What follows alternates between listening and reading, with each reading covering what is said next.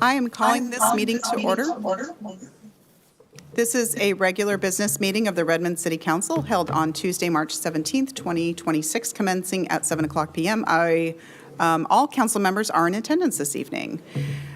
The first item on the agenda is items from the audience. I have the sign-in sheet for members of the public to speak tonight. When I read your name, you will come up to the podium and have 3 minutes to address the council. Council members generally will not respond to comments or questions directly at the meeting. Members of the public are welcome to email the council anytime at mayorcouncil@redmond.gov.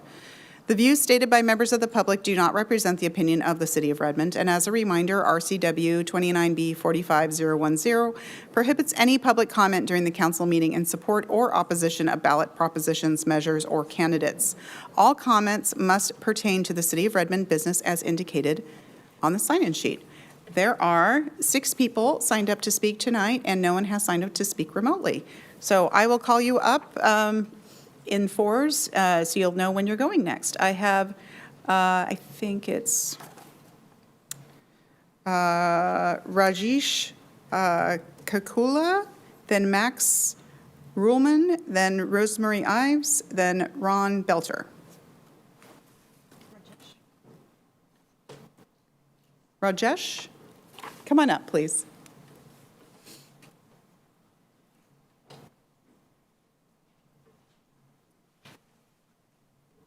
You may begin. Good evening, everyone. My name is Rajesh Akula. I have applied for a house construction permit in the city of Redmond.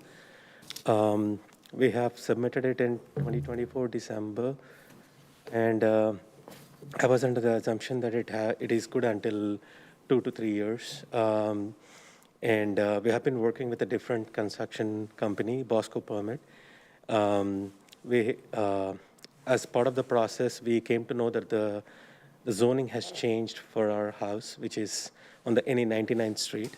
It went from R4 to NR. And we have been working with the city because it's a learning curve for both the city as well as us, because it's a new zone and the rules and regulations have been challenging.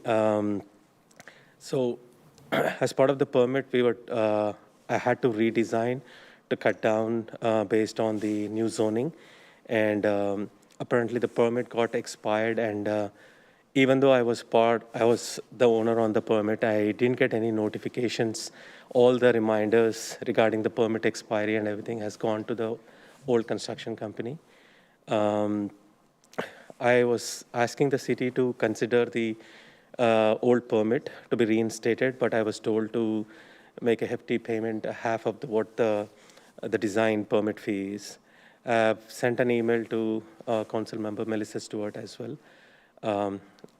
I'm just here to also, convey that to the council members. If you could please consider the permit fee, waiving of the permit fee, so I can continue with the permit process.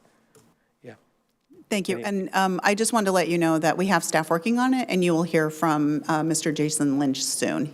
Jason? His name is Jason Lynch, and he will get back to you on this. Thank you. Thank you. Next is Max Ruhlman, then Rosemary Ives, then Ron Belter, then David Morton.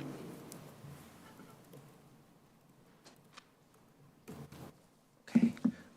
Good evening. Just while I'm back for summer break, figured I'd pop by and say hello and just give some of my thoughts. I am excited for the April 4th memorial, and I hope to see all of you there.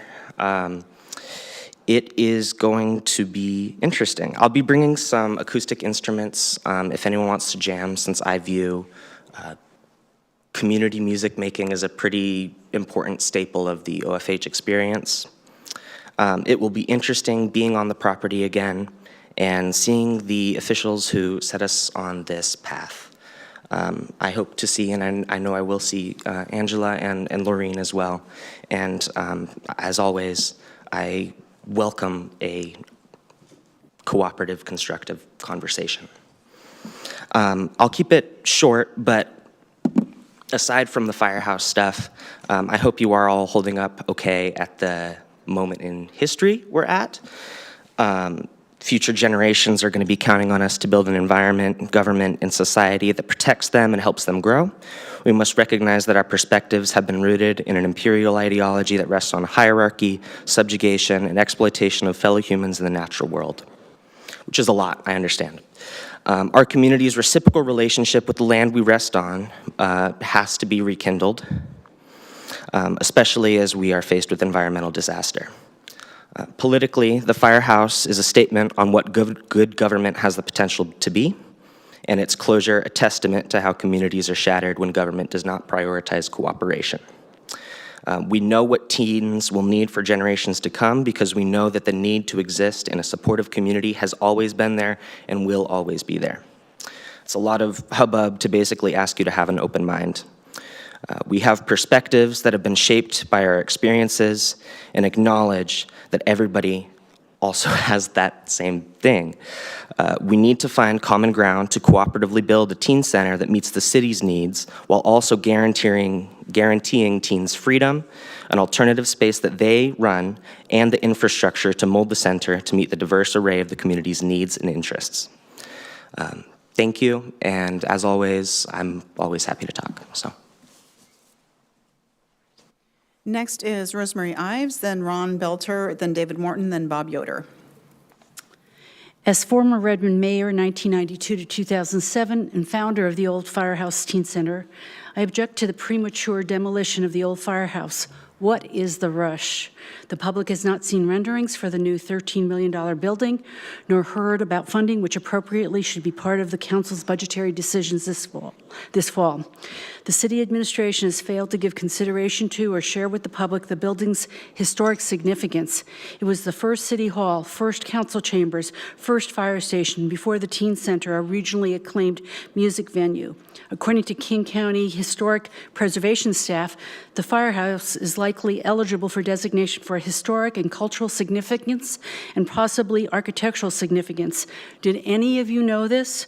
Inside the building, there are priceless artifacts such as the city's first vault and local newspapers stuffed in the holes of the cinder blocks used in construction, maybe a time capsule and more. The building should be treated with care, not hastily bulldozed.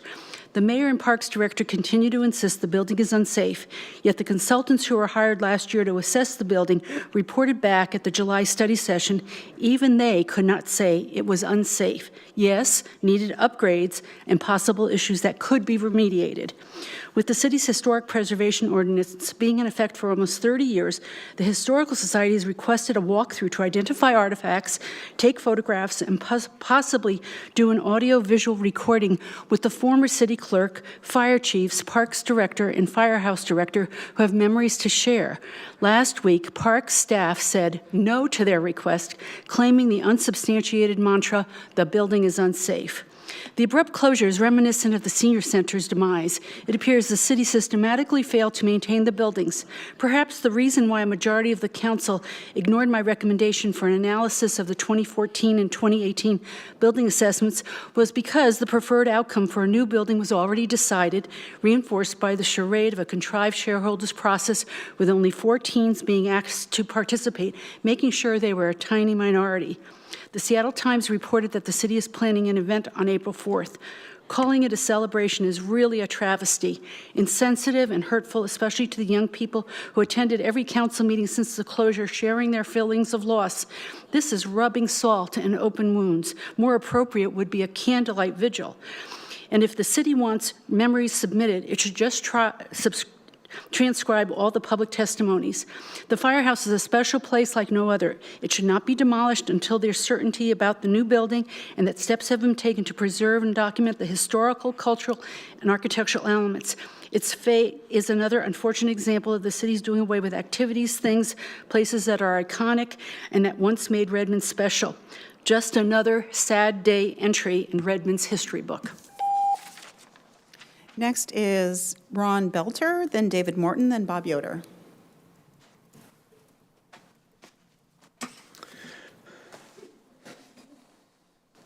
Got that okay? All right. Good evening, council members. I'm Ron Belter, a resident of Redmond for 36 years. We love it here. I was a real estate appraiser for 13 years and a part-time realtor for 20 years. I've been in thousands of houses and hundreds of neighborhoods. Never have I seen anything like what's being proposed.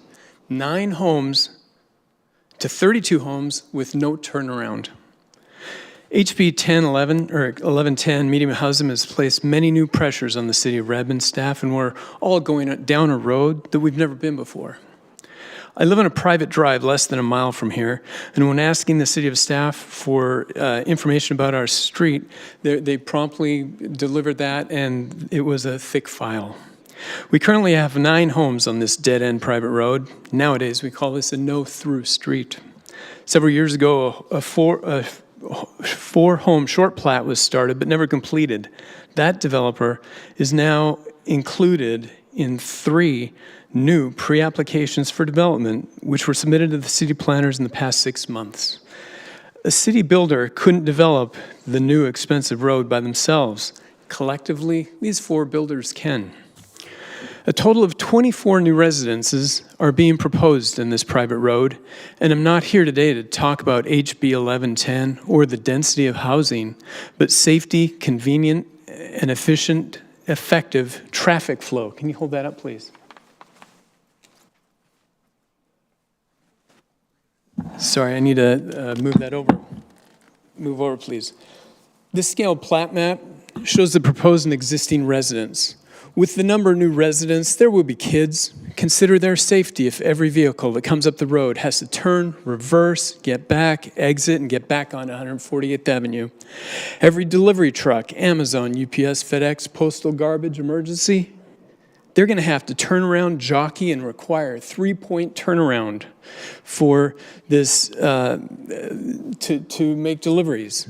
Hammerhead turns are inconvenient, inefficient for traffic flow. I'm strongly urging the council to consider that a cul-de-sac be required on this unique road so that turnarounds can be done safely. 3 years ago, it was required on every 300 feet for this very reason, safety. With 24 new residences, there will undoubtedly be parking on the street, adding to the congestion, making turnarounds even more difficult. The 4 developers on both sides of the road have multiple hammerheads. Here and here. They're developing together, both sides of the street. Why not a cul-de-sac? Can the city of Redmond please, let's not make this an experiment or an example of what not to do. And in Please, conclusion, let's build a cul-de-sac. next is David Morton, then Bob Yoder.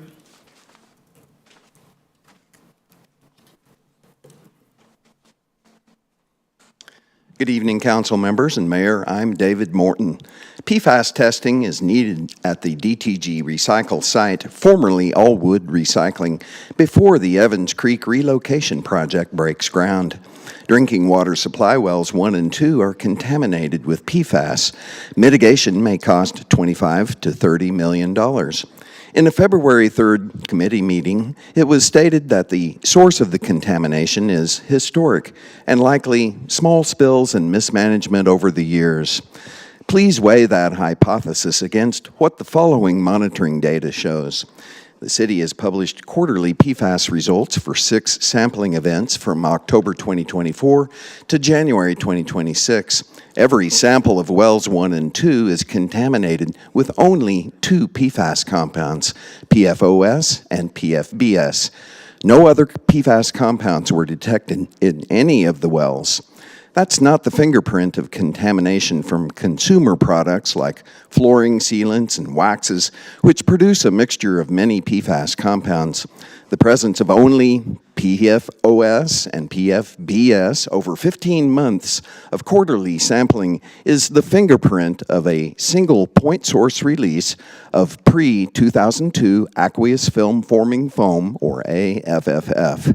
This is the PFOS-based firefighting foam used before the 3M company discontinued it in 2002 under pressure from EPA. The city's records document the 2013 fire at the Allwood recycling site, now DTG Recycle, where fire foam entered the stormwater system and Evans Creek, killing many fish. That site sits in CARA 1. Groundwater at the DTG site flows in a west-southwestward direction toward wells 1 and 2. Washington's Growth Management Act imposes a precautionary standard on critical aquifer recharge areas for situations like this. The city cannot allow ground disturbance at an untested probable PFAS source site that is upgradient of wells 1 and 2. The city has a protocol for suspected PFAS-contaminated soil. When records suggested a PFAS containment problem at the old post office redevelopment, soil testing was required, detections were found, and cleanup was ordered. Please apply that same protocol at the DTG site. I asked the council to direct staff to require PFAS soil and groundwater testing at the DTG site as a condition of the Evans Creek project. Thank you. And next is Bob Yoder.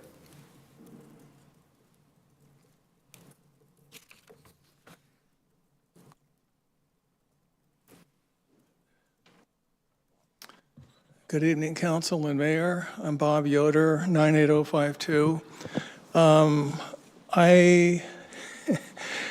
I report in my blog on the local governments, which would be Evergreen Health, Hospital, the City of Redmond, and Lake Washington School District. In this case, I'm reporting on a government that is not in your jurisdiction or anybody else's here, and it's the HOA governments.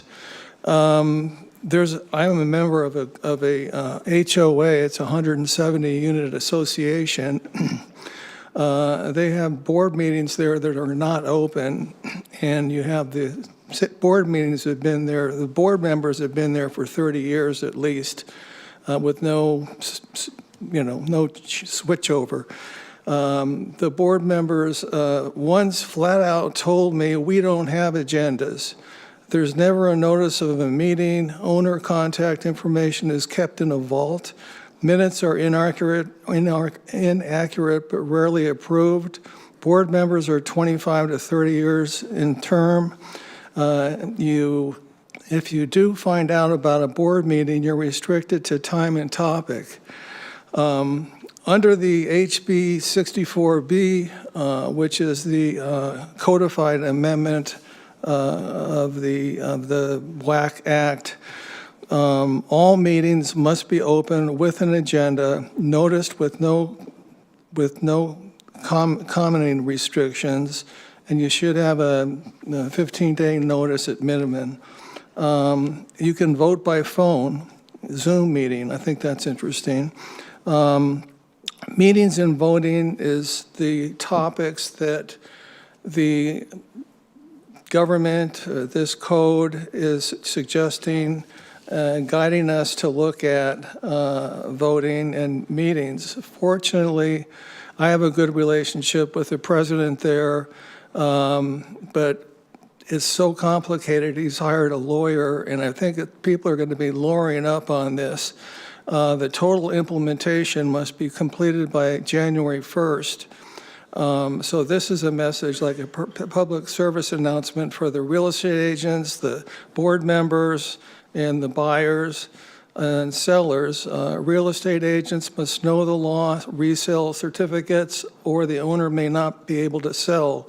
HB 60B applies to residential communities in 6-to-1 buildings. So you have 6 stories of you have 5 stories of residential living and then 1 story of commercial. If there's a property manager there, it applies. In That's conclusion. it. Thank you. Thank you. Items from the audience is now closed. Our next item of business is the consent agenda. Is there a motion to approve the consent agenda? So moved. Is there a second? Second. It's been moved and seconded. Are there any items to be pulled tonight? Seeing none, I have some things to read into the record. Ordinance number 3250, an ordinance of the City Council of the City of Redmond, Washington, amending ordinance numbers 3196, 3215, 3224, 3229, and 3236 by making adjustments to the city's 2025-2026 biennial budget in Exhibit 1. Resolution number 1623, a resolution of the City Council of the City of Redmond, Washington, calling certain outstanding limited tax general obligation bonds for Redmond redemption prior to maturity and approving other matters related thereto. Resolution number 1624, a resolution of the City of Redmond, Washington, declaring its intent that certain capital expenditures to be made shall be reimbursed from the proceeds of tax-exempt bonds or other obligations. And this will be a voice vote. All those in favor, say aye. Aye. Any opposed, say nay. Motion carries 7-0. And with the passage of the consent agenda, we have reappointed board and commission members. Those in attendance, please come on up to the podium to be sworn in. Come on up.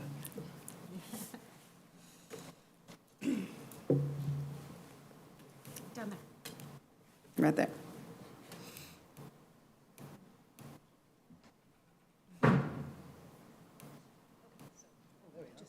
Yeah, fair enough. So I will be swearing you in today.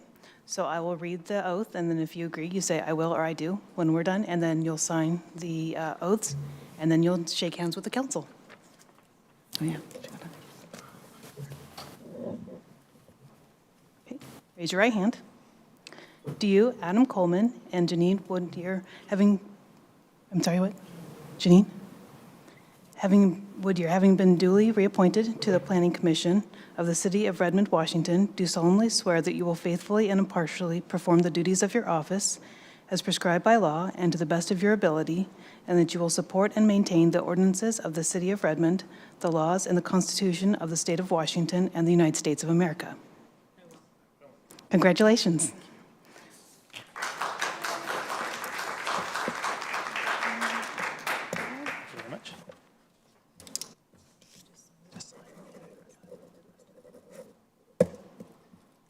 Thank you. Thanks very much. Thank you.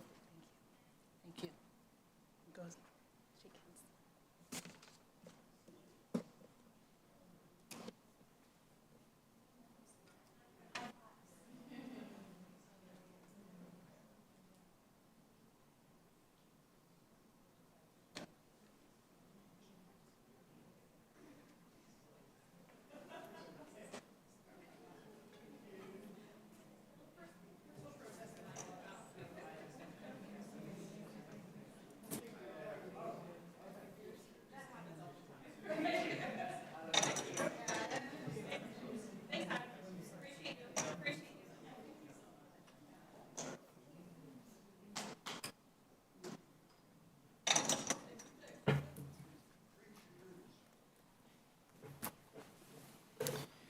The next item on the agenda is a public hearing for the approval of the R22 Overlay Consolidated Land Use Application. I'm going to read an ordinance and a resolution into the record. Ordinance number 3251, an ordinance of the City of Redmond, Washington, adopting the Technical Committee's recommendation to approve the R22 Master Plan Development Agreement Phase 1 Site Plan Entitlement, Phase 2 Site Plan Entitlement, and Binding Site Plan, Land 2025-00049, Land 2025-00050, Land 2025-00051, Land 2025-00052, and Land 2025-00091, and establishing an effective date. Resolution number 1625, a resolution of the City Council of the City of Redmond, Washington, approving a development agreement for a site owned by American Capital Group located at parcel number 06731-00010. This hearing is quasi-judicial in nature, and therefore, the appearance of fairness and conflict of interest rules apply. City Attorney Rebecca Mueller will address this with council. Good evening, Council. As Mayor Bernie just shared, this is a Type 5 permit application, which is subject to a quasi-judicial hearing for the decision. The subject of this is guided by the appearance of fairness doctrine. In a minute, I will ask each council member a handful of questions to ensure that the hearing complies with the appearance of fairness doctrine. The purpose of this is to ensure the matter is heard and appears to be heard in a fair and an unbiased way, ensuring that no members of the council have a conflict of interest or have engaged in improper communication regarding the matter. I will ask a question, and then if you wouldn't mind just going down the row with a yes or no response. First question, do you or your family have any interest in the subject property or application? No. No. No. No. No.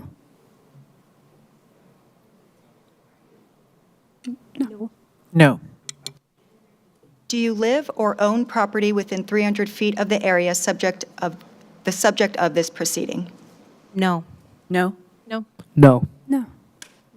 No. Do you stand to gain or lose any financial benefit as a result of the outcome of the hearing? No. No. No. No. No. No. No. Can you hear and consider the application in a fair and objective manner? Yes. Yes. Yes. Yes. Yes. Yes. Yes. Have you done a site visit while the quasi-judicial matter is pending? No. No. No. No. No. No. No. Last question. Other than communications as noted in the agenda item tonight and made part of the public hearing record, has anyone engaged in any ex parte communications with other individuals, including proponents or opponents of the application? No. No. No. No. No. No. No. Thank you. Those are the last questions for council. I will ask members of the audience if anyone has a challenge on the appearance of fairness doctrine grounds to a council member's participation. See no hands, Mayor Bernie. Great, thank you so much, Rebecca. I appreciate that. Thank you, council. Carol Helen, Director of Planning and Community Development, will introduce this item. Task at hand here. We're here to provide a staff report in advance of the public hearing that we will be asking you to hold, and that is on the R22 project. As the mayor noted, it includes a consolidated application with master plan development agreement, site plan entitlement, and binding site plan. I'm joined by Alex Hunt, who will walk us through the staff report in advance of the public hearing.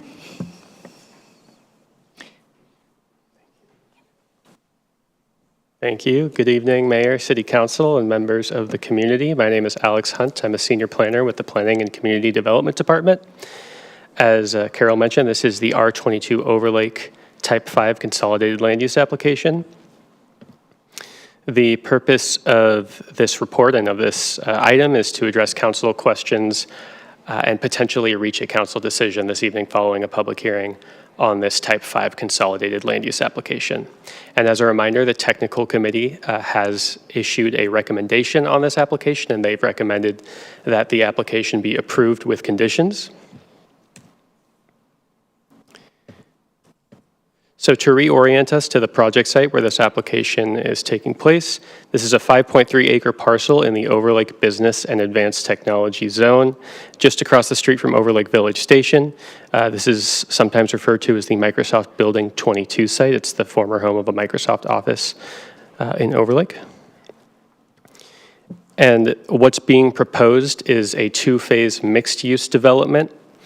And I've used the term Type 5 Consolidated Land Use Application, so that means there's multiple application types for this consolidated application. As Carol noted, this is a master planned development, which sets the conceptual high-level details.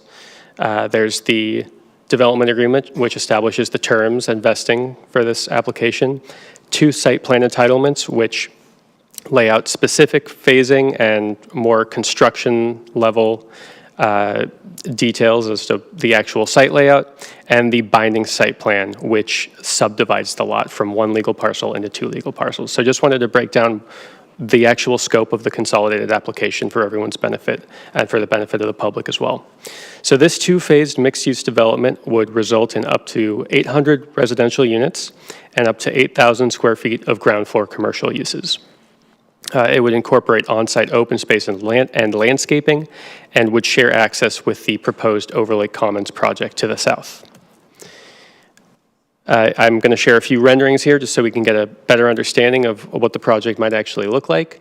So we're looking at phase 1 here, viewing from Overlake Village Station. We have ground floor commercial below with a few stories of residences above. And as we move up 152nd Avenue Northeast to the north here, this is looking at phase 2, looking from the west towards the east. Again, a similar development type for Phase 2 with the ground floor commercial and residences above. This will be the first item in front of council, the first land use application in front of council to make use of the new 2025 affordable housing requirements. So in order to meet those, this application will be providing affordable housing at 12.5% of residential units will be affordable to households making up to 50% of the area median income. And then to touch on what's being covered in the development agreement will cover the terms of development over the overall period that development is taking place. And it includes requests from the developer balanced against benefits being provided to the city. The developer is requesting 2 phases of development, vesting for 10 years with the potential to extend an additional 5 years. Requesting up to 21 loading spaces across both phases 1 and 2, which would be in excess of the maximum allowed parking under typical code standards. They're requesting the option for off-site tree replacement as well as fee in lieu of tree replacement, and are also requesting impact fee credits from their construction of a traffic signal as well as other right-of-way improvements. The benefits being provided include public art, enhanced bike and pedestrian safety along 152nd Avenue Northeast, a traffic signal and shared access with the Overlake Commons project to the south, ground floor retail space, and affordable housing. And then just to quickly cover, once again, the deviation requests that are included in this application. These are areas where the applicant is requesting deviations from the baseline code requirements, but our code does provide paths and ways for these deviation requests to occur. So I just want to outline these once again. The applicant's requesting an increase in allowable impervious surface coverage, slight deviations to the dimensional landscaping standards, exceptions from tree retention requirements, so less than 35% tree retention, and the ability to remove landmark trees on the site. Slight deviations to vehicle parking stall dimensions, which have been reviewed and approved by a traffic engineer. Reduced number of units providing private open space in the form of patios and balconies. And then the last 4 here, number 6, street typology, allowing for the building to be located away from the street to accommodate an existing utilities easement. Number 7, allowing for a slight increase to distances between waste collection points and residential units. Number 8, allowing for deviations from roof line modulation in areas where the roof lines are facing internal property lines or internal drive aisles, and then a reduction in courtyard dimensions with 36 feet being requested instead of the typically required 55 feet. So I just wanted to summarize those again for you. So the next steps here will be that council will open a public hearing, and following public testimony and the closure of a public hearing, City Council may choose to make a decision on this Type 5 quasi-judicial land use application this evening. So that concludes my presentation. I will step away, allow for the public hearing, and then I'll be back for any questions. The applicant team is also available to address any questions the City Council may have. Thank you very much. Thank you. And with that, the public hearing is now open. I have the sign-in sheet for members of the public to speak in person tonight. When I call your name, you'll come up to the podium and have 3 minutes to address the council on the subject of the public hearing. We have 1 person signed up this evening. No one has signed in person, and no one has signed up to speak remotely. David Morton.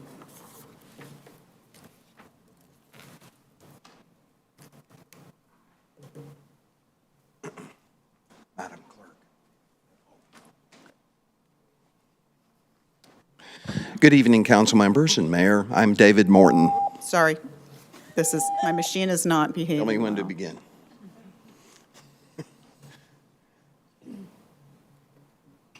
There we go.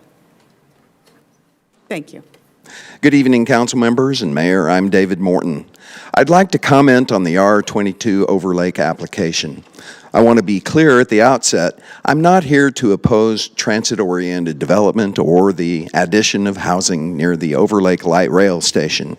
Growth in this corridor is appropriate, and I recognize that the technical committee conducted a thorough review. My comments tonight are intended to strengthen this project, not to obstruct it. On affordable housing, the application proposes that 12.5% of units be affordable at 50% AMI, the regulatory floor, with one additional unit added to achieve the bonus FAR. For a project of up to 800 units on a site this well served by transit, I would ask the council to consider whether there is room to negotiate deeper affordability or a broader income band in the development agreement before execution. The agreement's 10-year term is a long commitment, and this is the most meaningful leverage point the city has. Once this agreement is signed and vested, that opportunity closes. On tree removal, the project removes 173 of 183 significant trees, including 24 of 26 landmark trees. The exception process was followed, and I understand the urban density rationale. However, I would ask, what monitoring or bonding conditions ensure that the 164 replacement trees are established and survive to maturity, not merely planted and forgotten? Bonds for landscaping are required under the conditions of approval, but the council should satisfy itself that survival standards and inspection timelines are clearly defined. On cyclist and pedestrian safety, I appreciate that the design was revised to route cyclists onto a physically separated shared-use path. I would ask staff to confirm that this separation is maintained continuously for the full project frontage on 152nd Avenue Northeast through both phases, and that construction phase pedestrian access plans are enforced proactively rather than reactively. On stormwater, the project connects to the Overlake Regional Stormwater Facility. I would ask whether that regional facility has been assessed for PFAS or other contaminants of emerging concern, particularly given industrial land use history in the broader Overlake Basin. This question is relevant not only to this project, but to the integrity of the regional infrastructure that future development will continue to rely upon. I appreciate the council's careful consideration of these comments.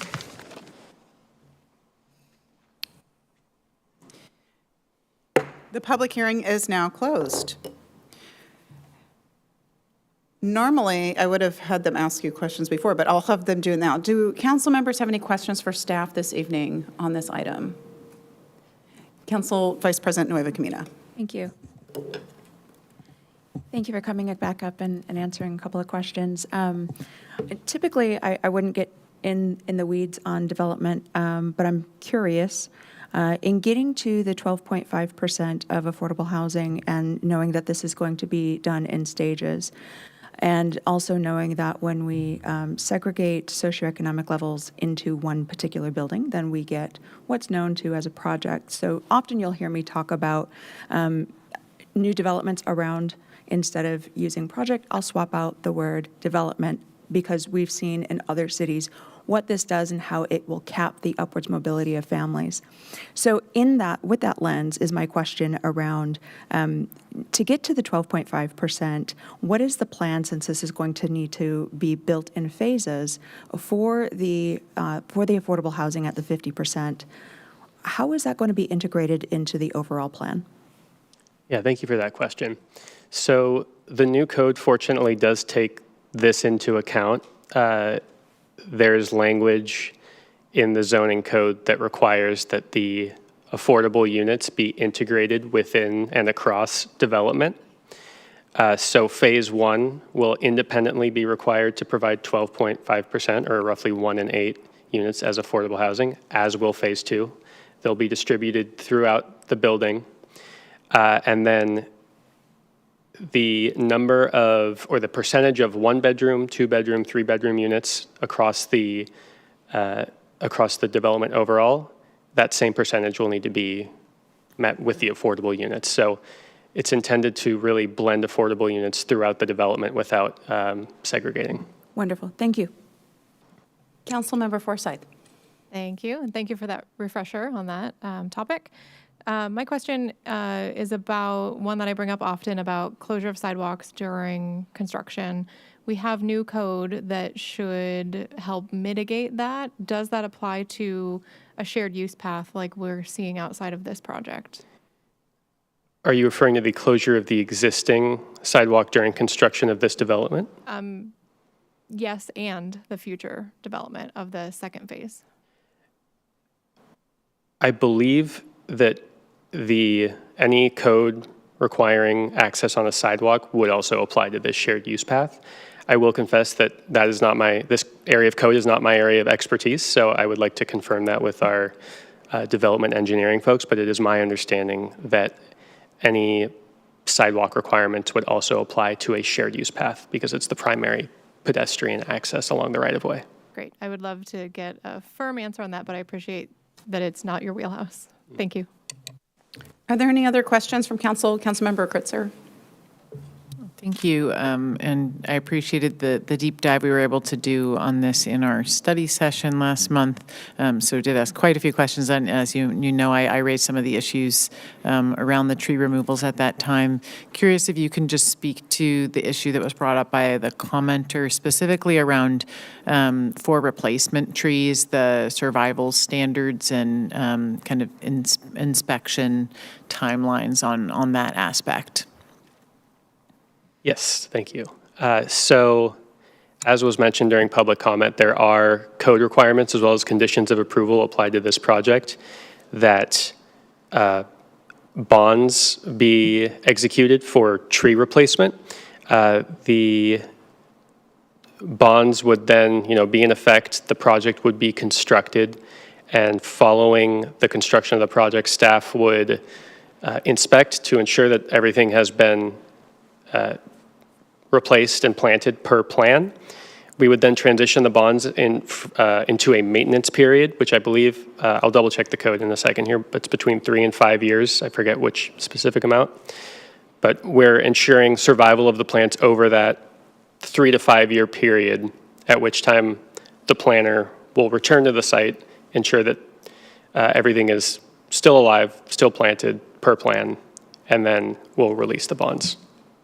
Thank you very much. And I'll just comment that I really appreciate in this proposal seeing the new inclusionary zoning standard of the 12.5% at 50% AMI, and especially with this particular development being so close to transit, and really kind of looking at that equitable transit-oriented development that we're hoping to incentivize around our city. Thanks. Other questions for staff? Thank you so much. Thank you very much. Is there a motion to approve AM number 26-049, ordinance number 3251, and resolution number 1625? So moved. Is there a second? Second? It's been moved and seconded. Is there any discussion? Council President. Yes, I will echo a couple of the comments from my colleagues. Our purpose here tonight is to judge the completeness and validity of the proposal in front of us. I believe that has done so, and it is with great pride, actually, that I feel able to take this vote tonight, knowing that this development very likely could have made it into the former comprehensive plan and the former code, and chose to move forward under a set of regulations that better aligns with the vision of our community. And many communities and many in the development community are really questioning what is able to pencil is the terminology that is used. And here in the city of Redmond, we not only have 800 homes that are about to pencil, but 800 homes with 12 and a half at 50% AMI in a city that's had inclusionary zoning for decades already. So just an incredibly proud night for Redmond. And as a neighbor, I look forward to watching the progress of this development come forward. Thank you. Thank you. Any other comments or discussion this evening? Seeing none, this is a roll call vote, starting with Council President Stewart. Aye. Aye. Aye. Aye. Aye. Aye. Aye. And that passes 7-0. Thank you all very much, and thank you, staff. The next item of business is a staff report for the fourth quarter 2025 financial report. Kelly Cochran, Finance Director, will introduce this item.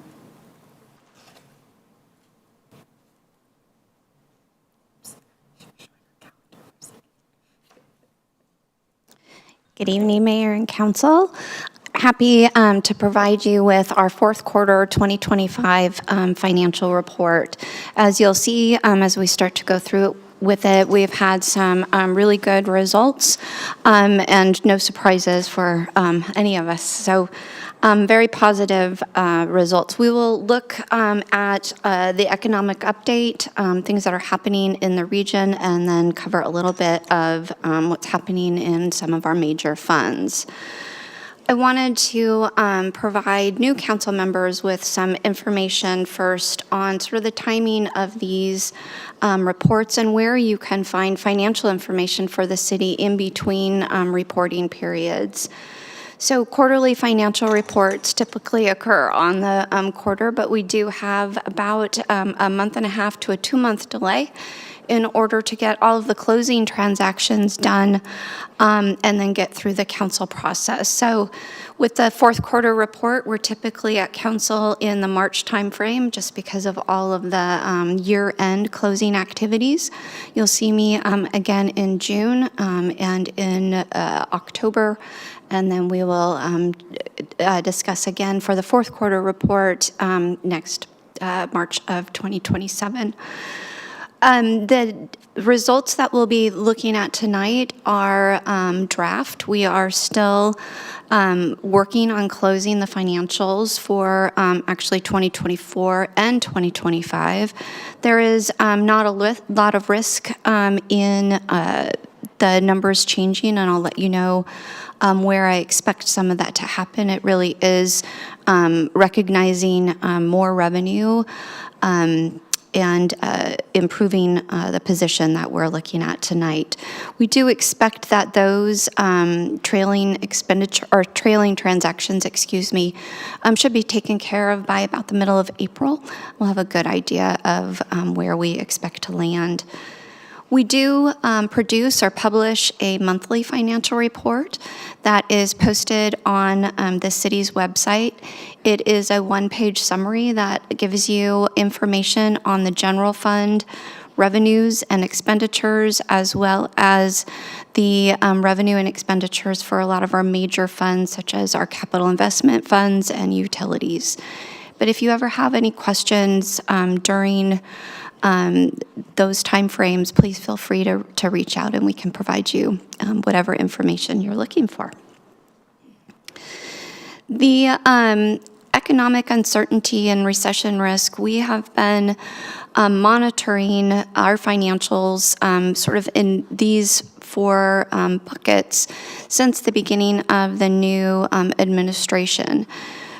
Luckily, we have seen very little direct impact from where the federal government has been going over the last year and a half. We've managed to stay really steady, not seeing a lot of peaks, valleys, or risks caused by any of that uncertainty or back and forth.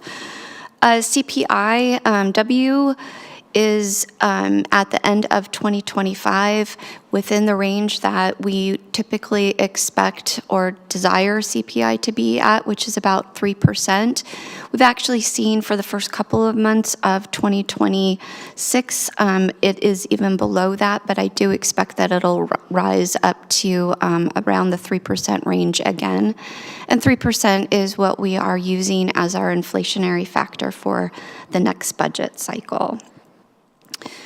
The county, at both for the taxable retail sales growth, their numbers have improved for or decreased for the short run, improving in the long run. And the city of Redmond is sort of an anomaly here. We have very consistent results when it comes to our retail category. when looking at sales tax, and we continue, excuse me, to see ongoing growth of that revenue source. So a lot of that has to do with the level of development that we have had occur in the city. A lot of the multifamily commercial buildings opening, as well as Sound Transit coming into town, and then the return to work for Microsoft. We can kind of pinpoint the increases around the timing of those. The assessed value and employment growth, again, we're seeing changing numbers at the county level, but we have been really consistent when looking at Redmond. And again, haven't seen any changes that indicate we have a risk to monitor. Looking at general fund revenues and where we stand as of the last quarter of 2025, which is about the 50% collection rate, there are no particular revenue sources that I am concerned about. All of the revenue sources are performing as we predicted. The one revenue source that I do want to highlight and let council know that we'll be discussing more as part of the development of the budget is the sales and use taxes. In the legislative session in 2025, there was a House Bill number 5814 that was passed, which it expanded sales tax to services that had not previously been taxed. The implementation of that change would have had some very positive effects for the city of Redmond, but it is connected to the millionaire's tax. And we may see that tax start to be repealed or phased out as of 2030. So we're looking at those revenues and how to consider them and use them wisely, not get dependent on them to support ongoing city services until we have an idea of how we may be able to stabilize either the loss of that revenue or a new revenue to help offset it. So it is the sales tax change. We did not budget for it. We didn't know it would happen. It is part of the total here. You can see in sales tax, we've collected $11.3 million more than we expected. Some of that is related to the growth, again, that we can attribute to Sound Transit, Microsoft development, but there is a portion of that that's also accountable or also aligned with the services that are now taxed, which is a lot of the IT services. So we'll keep you updated on that. I had really hoped that that would be a stable an existing, long-term existing revenue source for us, and we'll just need to come up with some alternate plans on that. There are some revenues towards the bottom of here that look as though we may have some concerns, and it's really just about some timing. The intergovernmental, we have just a delay in receipt from invoicing for Fire District 34, and I expect that by the time we close year end, these gaps will be filled.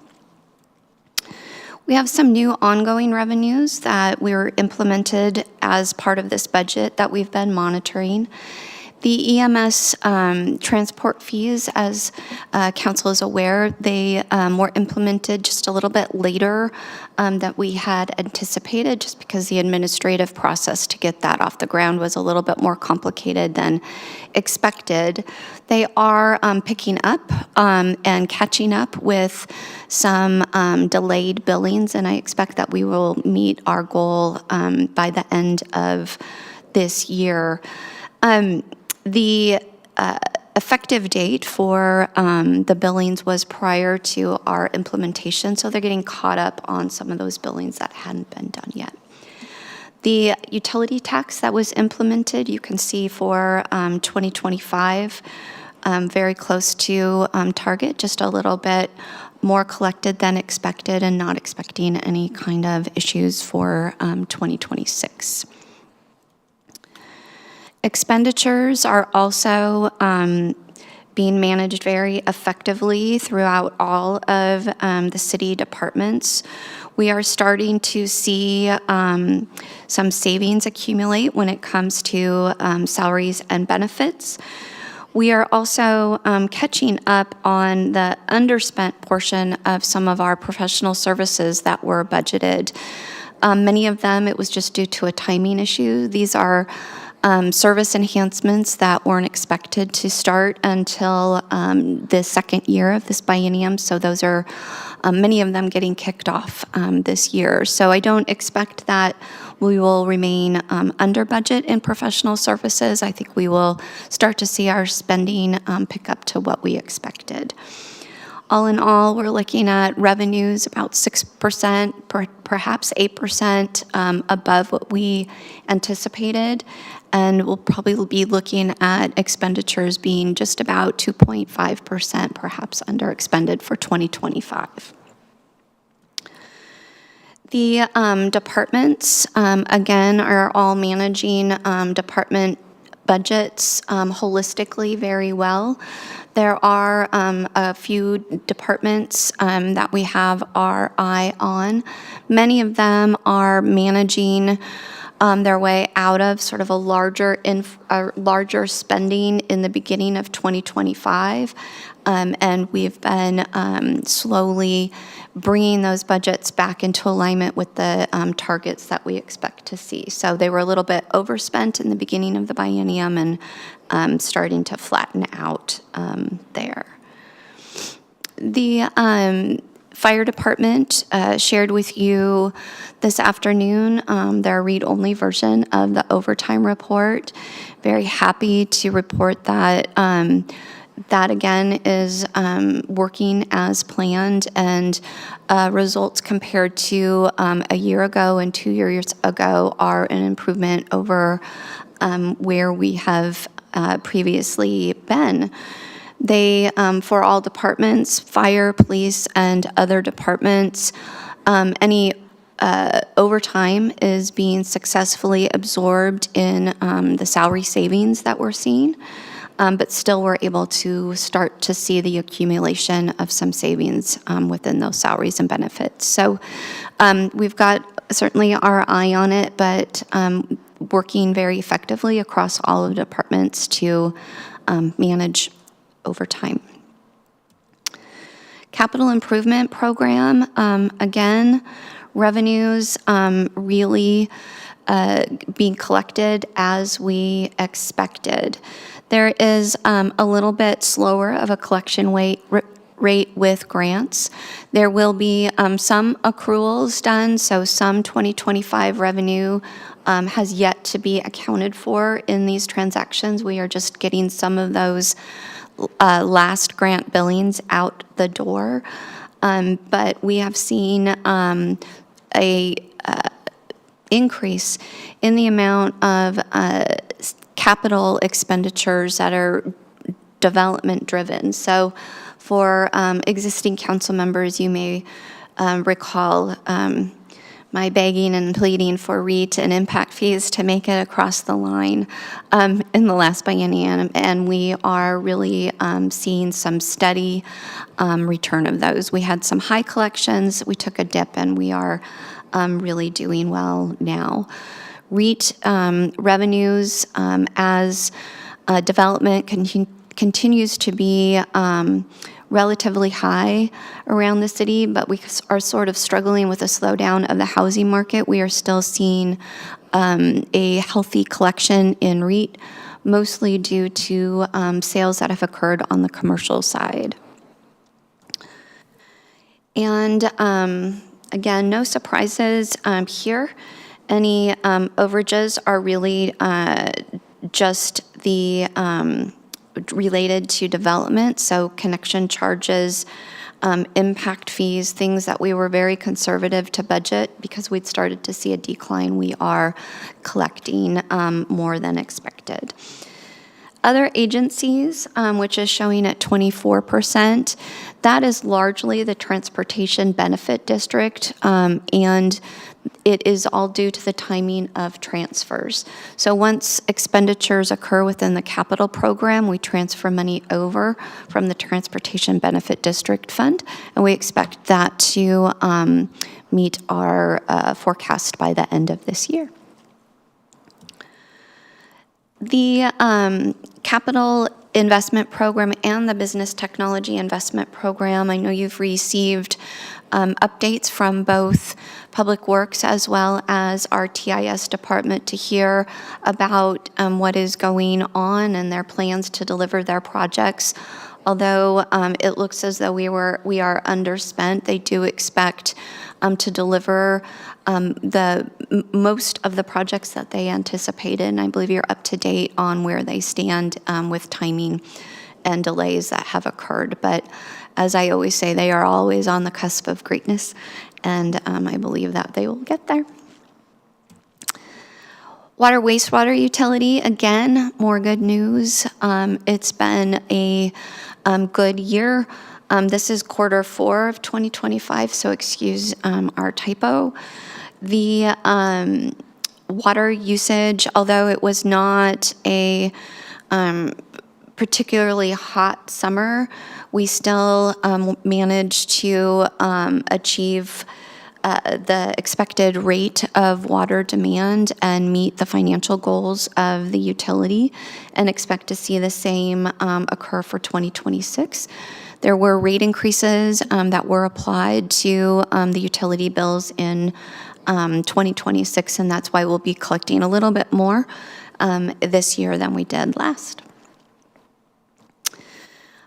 Again, you can see here that development activity is coming in higher than anticipated. We had brought our forecast down to account for the level of activity we were seeing in the last biennium and that we forecasted, and the level of activity is coming in much higher, which is very positive for the city.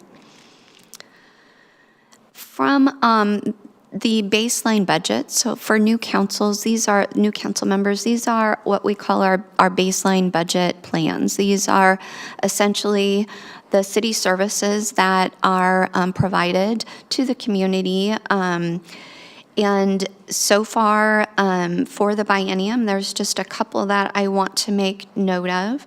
First is criminal justice. You can see that they have spent about 55% of the budget there. That is due to the creation of space for the city attorney's office. So we created a space for them, spent some one-time money up front, and you will see their budget level off throughout the rest of this year. The other concern or thing that we're watching is human resources. The medical claims came in much higher than expected. It is within what they are seeing across the industry, where not only have claims gone up, but also costs have gone up quite a bit. So we are working with our consultant who helps us sort of monitor and plan for the level of activity. We have not yet determined that there is a budget adjustment warranted or necessary. We'll know more by the middle of this year, just dependent on how 2026 goes. If we need to increase the budget, we will do so by pulling some from the reserves in order to give us the spending capacity we need and work to replace a portion of those reserves in the next biennium. It wouldn't be all of the reserves, but we may need to use a portion just to get through this year and then reestablish a new baseline for 2027 and 28. The next steps for council and connection to the city's financials is first department overviews. President Stewart had asked a bit ago about when updates would be received on where we stand with the service enhancements that were approved as part of our current budget, and you will see those updates come through this process, as well as a further or deeper focus on the performance element of what we do and how that is driving our budget proposals or decisions. I will be back to share the Q1 financials with you in May, and we'll be working to share portions of our forecast for the 27-28 biennium as they become available, but am scheduled to spend a study session with you in September to talk about our final numbers that you'll be reviewing as part of the budget proposal in October. Can I answer any questions for you? Thank you, Director Cochran. Are there any questions for her this evening? Councilmember Prakria. Thank you, Director Cochran. Appreciate the presentation. My question is regarding the deviation in sales tax revenue. And I believe in the coming months, we're going to have a proposal in front of us, one of a few, but one that is regarding like HB 2015 and the enforcement of a new sales tax to pay for police officers. If we have budgeted the projections of maybe increased sales tax revenue with regards to proposals like that are forthcoming. So the opportunity that House Bill 2015 provides to the city is something that we will continue to share with City Council. It is, from my perspective, an opportunity that allows us to not only make gains in the services that we provide in criminal justice area, but it also then allows us to create capacity for the growth of other programs. The sales tax that would be generated from House Bill 2015 would be about $5.5 million a year.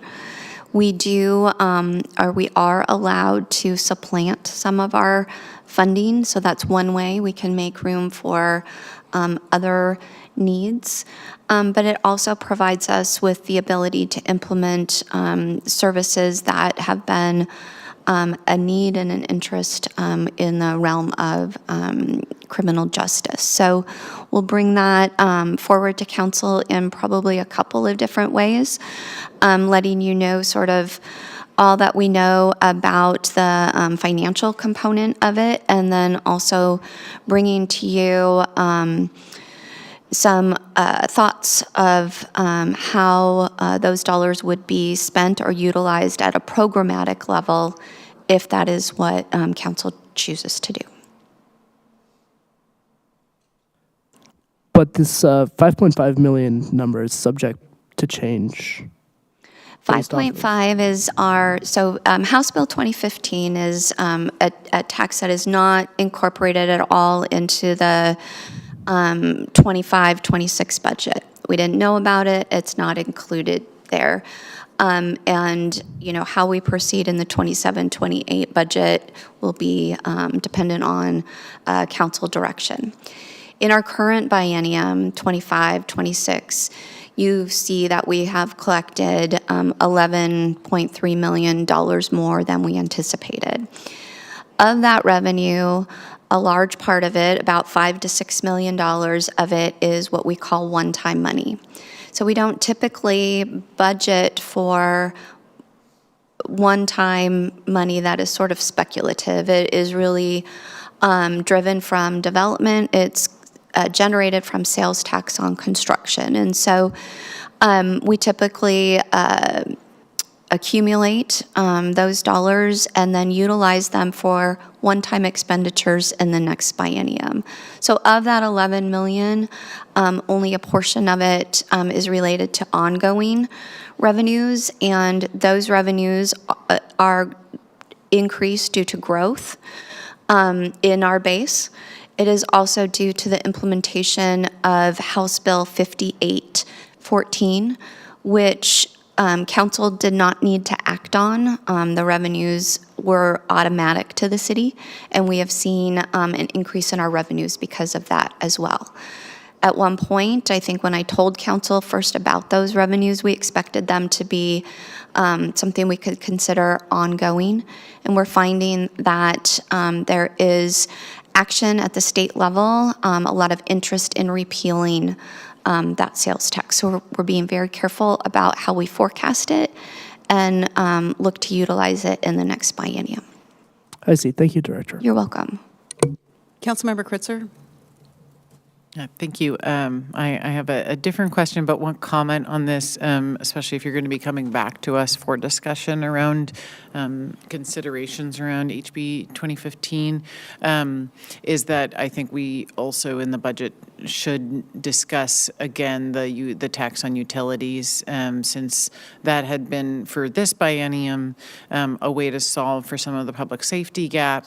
But we are hearing a lot from residents about the rising affordability challenges, especially around utilities, and even especially within this last month, as you mentioned about some of the impacts from international events and national things that are going on, especially on energy rates, as well as other utilities. And we're seeing around the county as well projections of rising utilities. I think we should be revisiting that at this time to be able to address affordability needs for our residents. So look forward to having that discussion and thinking about what is the right balance to ensure that that we are being as equitable as possible, as least regressive as possible, although it is challenging with sales taxes, and that we're also looking at affordability issues there.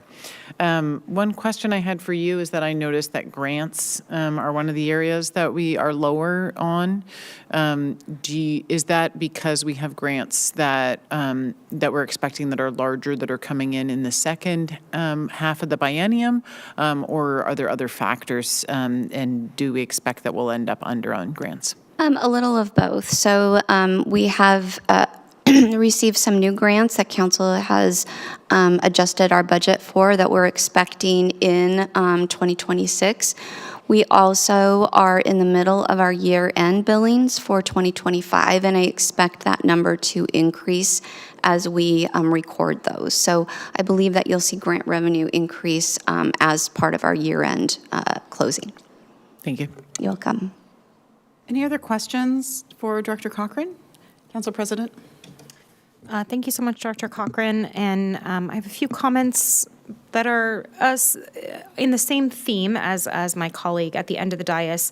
I also wanted to mention the utility tax, and I know we haven't had a chance yet for our subcommittee on alternative crisis response to weigh in, but we are looking forward to hearing their assessment of some of those positions that we today are not hiring for those positions because we believe we have an external partner, and much of that was expected to be funded by this 1% on utilities. So just to lay it out for our colleagues, I think this is part of the choice that we get to be a part of and to help drive. So we'll be definitely looking to hear from our colleagues on next steps on that.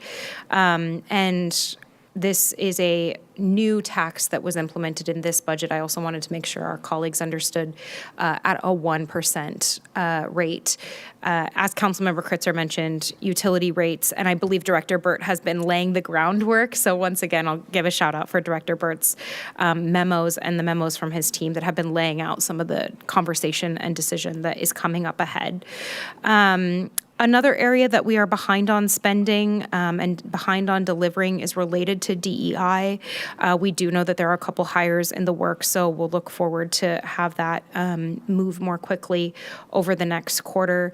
I guess, Director Cochran, maybe my one question to have you weigh in on is in quarter 2 and 3, actually the whole biennium so far, you have mentioned to us about different pockets of money that you have been cautious in spending just due to the uncertainty of the world around us. It really doesn't get more certain, but is there any update on that and your approach to expenditures, especially related to human services over the next little while? I think that we have, reached the point where I have seen enough sort of salary savings accumulate. So I believe that you're talking about the amount that we set aside for human services. And so in the last biennium, there was a question about of all of the new FTEs that we are bringing on, would there be potentially some savings because versus what we budgeted because we were phasing in the onboarding. And when we calculated that predicted savings, it was about 1.4 million that we then identified as a potential funding source for use when it comes to assisting the community on the housing and human services side. We have been sort of waiting for that salary and benefit bucket to really materialize the savings that generated the funding for that transfer, and I think that we are there. Great, thank you. Any other questions for Director Cochran? Great. Well, thank you. Yeah, I think we're great. Thank you so much. Our next item is Ombuds report for, let us wrap up the month of February with Councilmember Forsyth, and then we will dive into March with Council President Stewart. Thank you, and thank you all for bearing with me since this is the entire month of February report since I was not in person or not here for the first meeting. So for February, I had conversations with community members, one asking when the Redmond Central Connector would be open underneath the light rail, and I'm happy to share that that will be open by March 28th, correlating with the light rail connecting across to Seattle.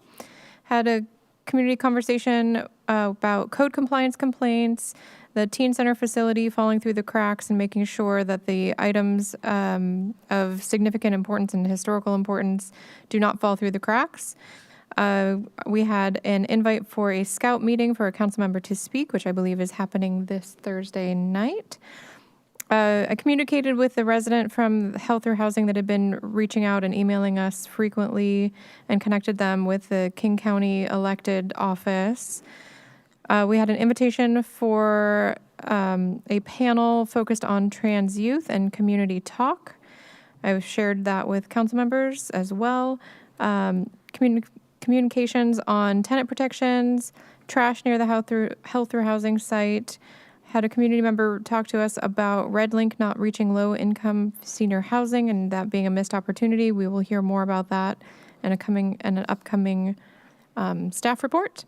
Conversations around the automatic license plate readers, lack of transit service to Starlink out in Red Ridge, and just today had a conversation about the cameras being installed on 140th, I believe, in the school zones. Thank you. Thank you. Council President. Thank you. I'll start by mentioning that your Redmond City Council has our council conversation coming up this Thursday night, 7 o'clock at Redmond Middle School. So come out and chat with us. We'll also have a member of the Lake Washington School Board there. So please do come out and join us, and you can learn more at redmond.gov. The council received a hefty amount of feedback regarding police technology. We had a study session on a variety of police technologies last week. Per council direction and the statement that we shared 2 weeks ago, that program, the automatic license plate reading program is still paused and suspended per council direction. We had questions about AC water main replacement, and Public Works staff have engaged directly with that resident. We had questions and feedback regarding the teen center and the artifacts and surplusing items at the old firehouse teen center. We had continued feedback on upcoming zoning changes from a downtown resident. Earlier today, we got an email regarding leaf blower noise and how disruptive that is. And then transitioning to some of my own personal ombud items, I met with Director Burt regarding a resident's interest in septic to sewer conversion on a tricky property. I'm also planning to visit the property owner and better understand how the current policy is performing in that space. Director Burt did remind me that the council funded a septic sewer conversion program, and that's currently in development and will be back in front of the council later this year. We also, I heard feedback regarding the permit process. We had a speaker on that item tonight, and Jason Lynch will be following up with that resident. I had 4 visitors to my office hours, 1 resident with feedback regarding the automatic license plate reader program, questions from Redmond West Little League, which I have spoken with Director Hamilton about, and I also had a representative of the Interlake Sporting Association stop by. His name is Austin Hicks, and he has been hired to do community outreach on behalf of ISA. We also had some really fun events, including the ribbon cutting for the adult family home on Avondale that I was able to attend with Mayor Bernie and Councilmember Prakria and Councilmember Soni. Thank you.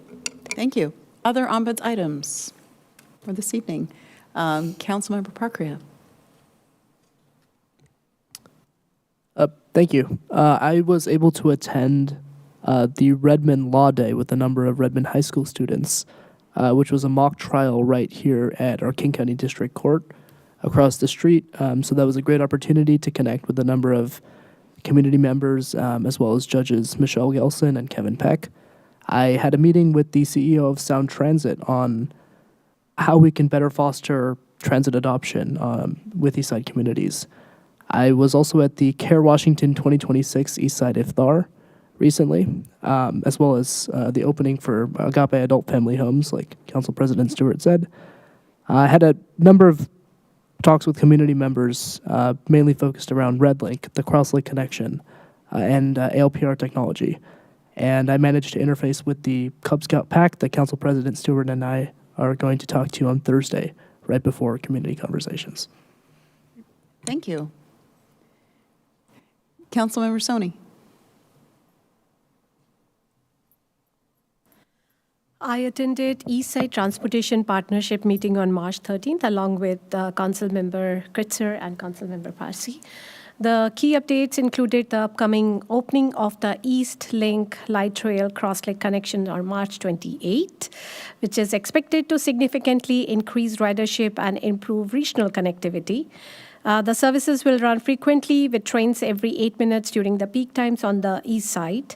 And March 28 is also going to have the ceremonial ribbon cutting followed by first train. And the ribbon cutting is supposed to be at 9 a.m. at the Judkins Park station. And there will be celebrations also at the Mercer Island News Station.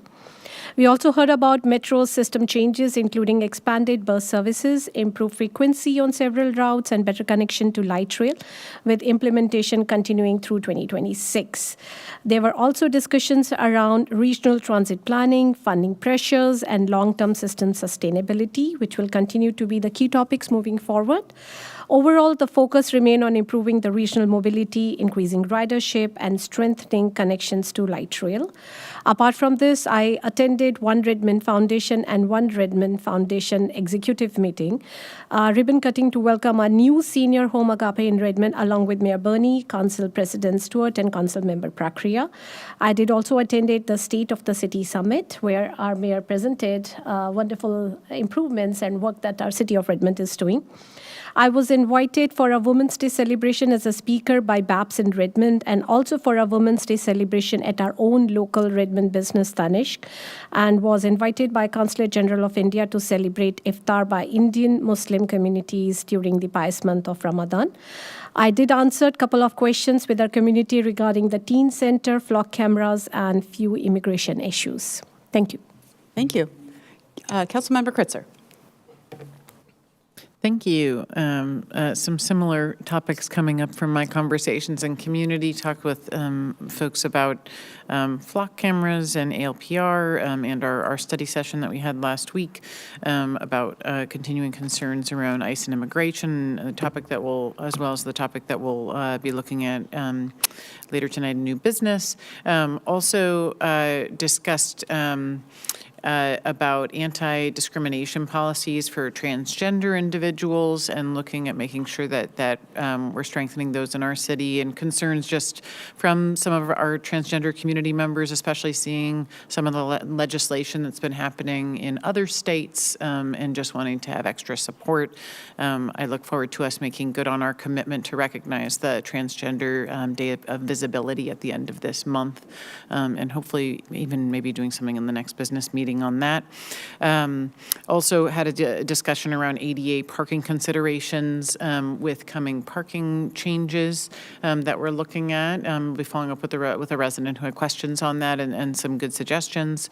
Also had some discussion about the comp plan docket item that we discussed in committee recently, and I think we'll be seeing back again for more discussion there. Also got some feedback from several folks around the Teen Center event and also the equipment issues that others raised as well. I also heard quite a bit of feedback, excitement, questions all around the Red Link, and exciting just to have it on board. A lot of questions, as I mentioned in committee earlier, around how we decided on the maps and how we might change or not change where the service areas are. So I'll look forward to that discussion at our next staff report on that. And I also attended a Sound Cities Association networking event and got to meet several new council members from many of our neighboring cities, as well as others that I've been working with over time, and got to hear about some of the issues that they're dealing with, and also discuss some things that we might work on together. So, but I think there's a lot of energy there. I'll just note to be able to work on some regional collaboration. And lastly, I'll just say that I heard a lot of feedback actually, both at my office hours and then out in community, actually from the state of the city, of people excited about some of the things that we've been working on for a while, and recognizing kind of how we have been advancing on delivering good service to our community. So kudos to our mayor on delivering that address. Yeah, thank you. Other ombuds items for this evening? Councilmember Nueva Camina? Thank you. I attended the State of the County with King County Councilmember Perry that was hosted by One Redmond. Got to chat with a few of our community members there. Particularly, there was a concern about continuing to discuss area median income in percentages and losing touch with the actual number. They had some concern around that. I also attended Holy here a week ago Sunday. We did the countdown there and was joined by several other council members, as well as representatives and our senators. Touch base with our Port of Seattle Government Affairs point of contact, as well as Microsoft, just continuing to build relationships and talk about what we're seeing with Port of Seattle, what we're hopeful with the two line finally connecting, and with Microsoft, what issues we might be taking a look at that Microsoft may be able to partner with us as good community neighbors. I also attended the East Side Pathways kickoff to their 15th anniversary with other regional stakeholders.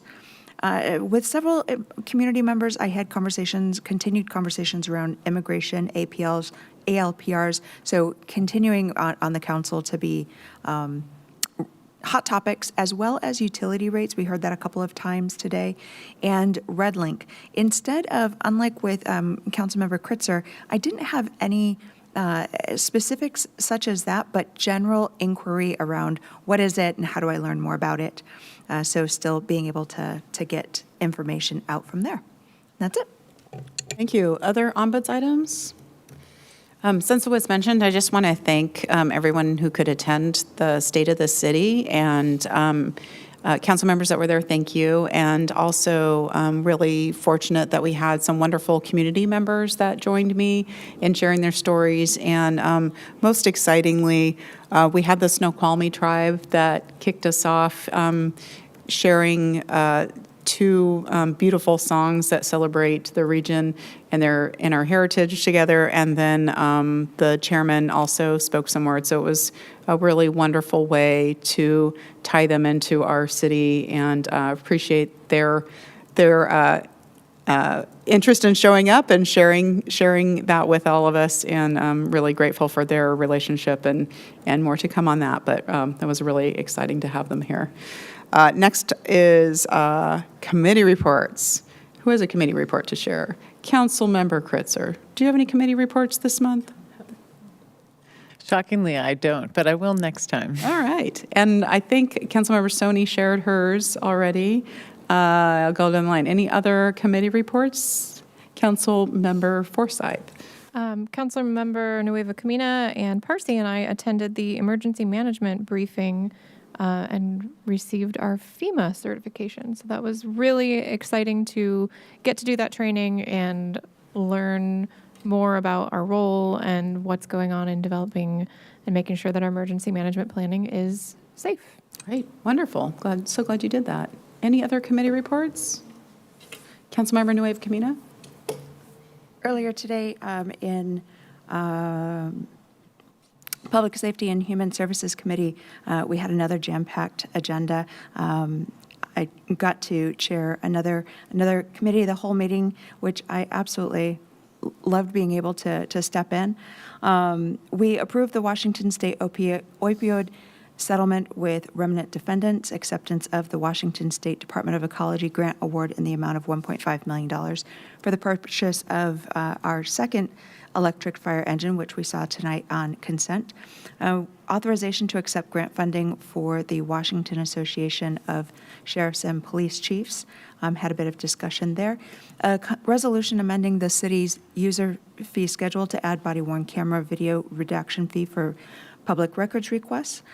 We also had a few minutes to discuss the 2026 Transportation Demand Management Overview to get some feedback for the upcoming staff report. And then we also got an update for the Housing and Human Services Overview. This was presentation 3 of 4 of getting people housed. And then the next one, 4 of 4, is going to be keeping people housed. And let me see, any other committee reports? I attended the Redmond Disability Board a couple weeks ago, and everything is fine there. And also, Mayor and I attended Cascade Water Alliance Board oversight for the Cascade Supply Program. This, I'm calling this one out and bringing notice to it, just because this is an historic program that is going to provide resilient water supply to our member agencies, members of Cascade Water Alliance. The Cascade Supply Program, of course, we're going to have an acronym for everything, and it's CSP, is going to change the regional supply of water through the future connection with Tacoma Water. So we wanted to set out to make sure of what the board's oversight purview is going to look like, and how we're going to adjust moving forward, with the understanding that it is most definitely going to be adaptive leadership in real time. I think that's a great way to summarize that. Yeah. Committee reports. Council President. Thank you. I have 4 committee reports. I attended the Sound Cities Association Deputy Mayor's meeting, where we largely discussed immigration response in different cities, including legislation like the one that we are about to consider in new business. I participated in the Sound Cities Association Public Issues Committee nominating committee. As you may recall, the Sound Cities Association recently had a call for applications, and we made a recommendation for several appointments that were reviewed and adopted by the PIC last week. They now go to the SCA board, which Mayor Bernie serves on, and their meeting is tomorrow. We did not fill every available seat because there were not enough applications for each of the committees to do that. So there are still some key vacancies. And we additionally we intended to fill 2 positions on the Regional Transit Committee. And ultimately, we had a little bit of extra work to do there due to the recent resignation of former Council President Barb DiMichele from Issaquah. So a huge leadership gap to fill there. All to say, really look forward to our next chance in the fall to look at these priorities again and where the city of Redmond might want to plug in. So as I mentioned, I attended the Public Issues Committee where this slate was adopted, and the additional work item that we took on last week was regarding the King County Transportation Benefit District and the proposal that will likely move forward very quickly over the next few weeks. Ultimately, the Public Issues Committee chose to adopt a position that, again, will go before the SCA board tomorrow. We did this under emergency protocols, meaning we don't typically move this fast, kind of like how we have a 3-touch rule here at the council. We have a kind of a 2-touch process in PIC, but the timing of this had to move very quickly. I wanted to let the council know that the position has 2 pieces, and again, the King County Transportation Benefit District will likely be levying a new sales tax in order to fund rural roads. That is what is ahead of us. So the SCA policy position is 2-factor. First, that any countywide revenue proposal from the King County Transportation District should include a 25% pass-through to each city of the sales tax revenue. And if the King County Transportation District enacts the sales tax, cities should be involved in the decision-making process for allocating funds generated. So those are the quote-unquote negotiating positions that we're going to go in with, and that will represent our coalition in what will be a very speedy process. So we will have an answer, particularly on the pass-through, if at all, and if at what number, in relatively short order. Happy to discuss any questions if you have them. Finally, I attended the Regional Water Quality Committee. Our heavy lift continues to be evaluation of the wastewater rates, as well as the work we're taking on for the Regional Wastewater Systems Plan. This month, we evaluated policy questions related to that plan on inflow and infiltration. This is essentially water that gets into the system that maybe it's the rain, maybe it's other things, but we end up treating water that we don't necessarily all need to be paying to treat. And who bears the burden of that? So there are some big policy questions in there. Again, shout out to Director Burt's memos if you haven't gotten them yet, We do have some questions and conversations scheduled in our own council chamber regarding utility rates and some of the questions that are coming up. At the moment, the county's proposed wastewater rate continues to be 12.75% growth for the next 6 years, year over year, with that rate. So this is a really tough position that we're in. The Sound Cities Association is likely going to prepare a letter to the Wastewater Treatment Division stating our concerns and requests for more detailed information that is going into the capital projects behind these lists. There are a lot of factors, including regulatory, on the table, but just know that the executive is likely to transmit a rate soon, and likely at PIC and through the Sound Cities Association, we'll be working with our neighbors to also establish a position. That is all. Thank you. And thank you, Council President Stewart, for being a part of those discussions at that committee, because it is a very important thing for us to have representation on, and thank you for taking the time to do that. It's really important, and it will impact all of our community members. On a different note, I just want to share, I just got back this morning from Washington, D.C., because yesterday I was at the National League of Cities, and I got to be on the center stage sharing Redmond's story around housing. So it was really fun, and there was a great Washington contingency there. And I was just I'm always so happy to share all the great work that we're doing here. So very fun, and looking forward to hopefully our council attending NLC in Nashville in November. So you each got a little flyer that I picked up yesterday to hopefully get your interest. But great opportunity for us to share our story. Any more committee meetings? All right. The last item on the agenda is new business, adoption of a welcoming resolution. Resolution number 1626, a resolution of the City Council of the City of Redmond, Washington, protecting and preserving the U.S. Constitution, affirming Redmond as a welcoming city for our immigrant communities, and proactive protections of civil rights, safety, and well-being. Is there a motion to approve AM number 26-051, resolution number 1626? Moved. Is there a second? Second. It's been moved and seconded. Is there any discussion? I will absolutely start with Council Member Forsyth. Thank you so much. I look forward to, hopefully with my colleagues, passing this resolution. I'm proud to have written this resolution because it affirms something fundamental. The Constitution protects everyone in our community. The right to due process, equal protection, the freedom from unreasonable search and detention are not conditional. They are core American principles. In a city like Redmond, where nearly half of our residents were born outside of the United States or speak another language in the home, protecting those rights is essential to community trust and safety. When families are afraid to seek help, report crimes, or access basic services, the entire community is less safe.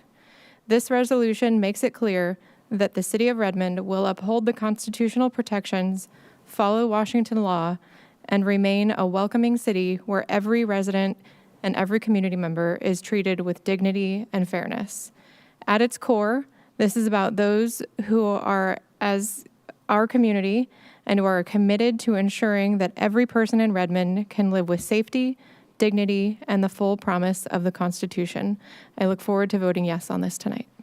Thank you. Are there any other comments on this resolution? Council President.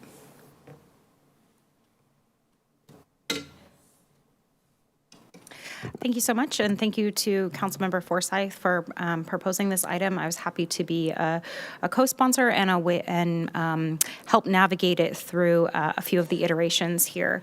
I also want to acknowledge the efforts and just acknowledge the appreciation of Chief Lowe and our City Attorney, Rebecca Mueller. Along the way, they were able to give feedback that helped inform, yet again, what the city can and is and will do to protect our residents. And this is one of the issues we've been hearing most from here in the early part of 2026. So I believe that people from all over the world call Redmond home, and with this resolution, the council is able to affirm what the city can and will do to protect our neighbors, especially those most impacted by recent federal action and the fear surrounding that. We will protect civil rights and do our part to maintain trust in local government, and I believe that that's what this resolution communicates tonight. Thank you. Thank you. Councilmember Kritzer. Thank you. First, I want to thank my colleagues who drafted this resolution and for taking the feedback on this as well, and for the support of my other colleagues for us to bring this for a vote tonight. I am very happy to vote in support of this resolution, ensuring that we stand up and protect our Constitution is an oath that each of us have taken in this office and that all of us as elected officials take to be able to serve in our offices. And I take that responsibility very seriously. And I want our residents to know that I see that protecting our democracy and your civil rights starts right here at the local level, as your local elected officials. And I want to let especially our immigrant community members know that I hope this resolution can help to convey that we stand with you and are here to support you, and we are going to identify all the possible avenues to be able to protect our residents at this time and to stand with them. And I look forward to us also following up on some of the commitments that are in this resolution to ensure that we are following up and supporting our community in the time ahead. Thank you. Thank you. Any other comment? Council Vice President Nueva Camino. Thank you, Mayor. So I just want to speak to the heart of this resolution, and that at its core, it's about upholding the Constitution and ensuring that the rights it guarantees, due process, equal protection, freedom from unlawful search and detention, that those are applied to everyone in our community.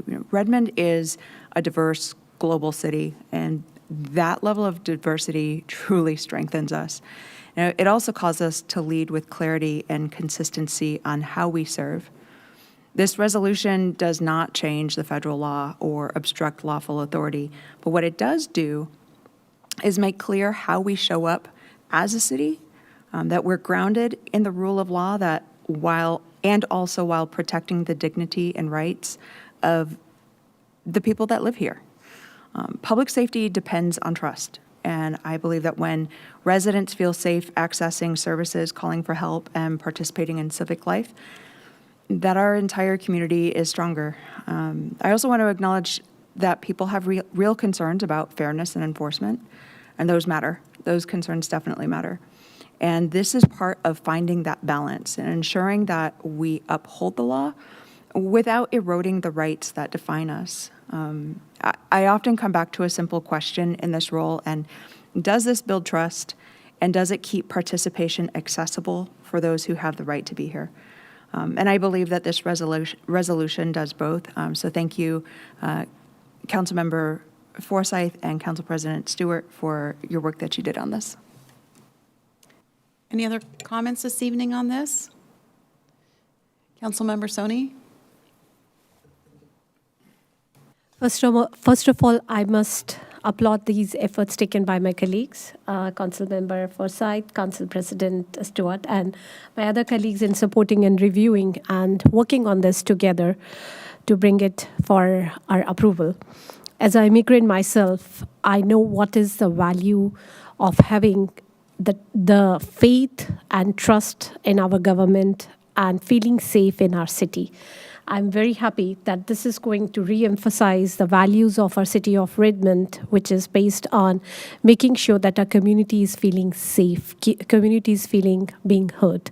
So I'm truly appreciative of this effort and looking forward for reinforcing and making sure that we are able to take this also to our communities to reinforce our message to them that as a city, we welcome diversity and we respect their safety, which is our uttermost priority. Thank you. Thank you. Any other comments from council members? Seeing none, this is a roll call vote, starting with Council President Stewart. Aye. Aye. Aye. Aye. Aye. Aye. Aye. And that passes 7-0. Thank you again to Council Member Forsyth and Council President Stewart for pulling it all together. Appreciate it, and want to reaffirm to our community that we are a very welcoming city and we want to make sure everyone feels safe and heard. That was the last item of business. There is no executive session. It concludes our business items for this meeting. If there is no objection, we are adjourned. Thank you all.